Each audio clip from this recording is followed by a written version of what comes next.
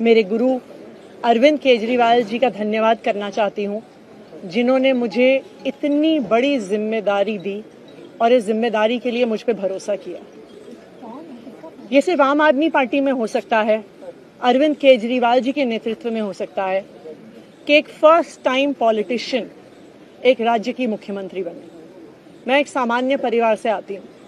शायद किसी और पार्टी में होती तो चुनाव की टिकट भी नहीं मिलती, लेकिन अरविंद केजरीवाल जी ने मुझ पे भरोसा किया, मुझे विधायक बनाया, मुझे मंत्री बनाया और आज मुख्यमंत्री बनने की जिम्मेदारी दी है। मैं खुश हूं कि अरविंद केजरीवाल जी ने मुझ पे इतना भरोसा किया है, लेकिन जितना सुख आज मेरे मन में है, आज उससे बहुत ज्यादा दुख भी मेरे मन में है। दुख इसलिए कि दिल्ली के लोकप्रिय मुख्यमंत्री मेरे बड़े भाई अरविंद केजरीवाल जी आज इस्तीफा दे रहे हैं। मैं आज ये जरूर कहना चाहती हूँ आम आदमी पार्टी के सभी विधायकों की तरफ से, दिल्ली की 2 करोड़ जनता की तरफ से, कि दिल्ली का एक ही मुख्यमंत्री है और उस मुख्यमंत्री का नाम अरविंद केजरीवाल है। भारतीय जनता पार्टी ने पिछले 2 साल से अरविंद केजरीवाल जी को परेशान करने की, उनके खिलाफ षड्यंत्र रचने की कोई कसर नहीं छोड़ी। एक ऐसा आदमी जो अपनी IRS कमिश्नर की नौकरी ठुकरा सकता था, एक ऐसा आदमी जो एक नई पॉलिटिकल पार्टी से पहली बार चुनाव लड़के मुख्यमंत्री पद से इस्तीफा दे सकता था, ऐसे आदमी पर, ऐसे ईमानदार आदमी पर भारतीय जनता पार्टी ने भ्रष्टाचार के आरोप लगाए, झूठे केस किए, फर्जी केस किए, अपनी एजेंसीज ED को, CBI को उनके पीछे छोड़ दिया, उनको झूठे मुकदमे में 6 महीने तक जेल में रखा।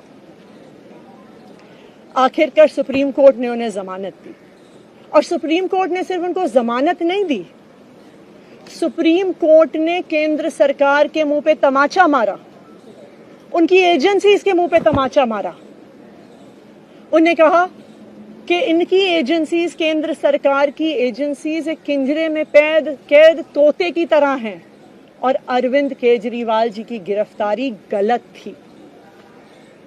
अगर अरविंद केजरीवाल जी की जगह कोई और मुख्यमंत्री होता, कोई और नेता होता, तो वो 2 मिनट नहीं सोचता मुख्यमंत्री की कुर्सी पे बैठने के बारे में। लेकिन अरविंद केजरीवाल जी ने वो किया जो आज तक इस देश का इतिहास तो छोड़िए, शायद दुनिया के इतिहास में किसी नेता ने ना किया हो।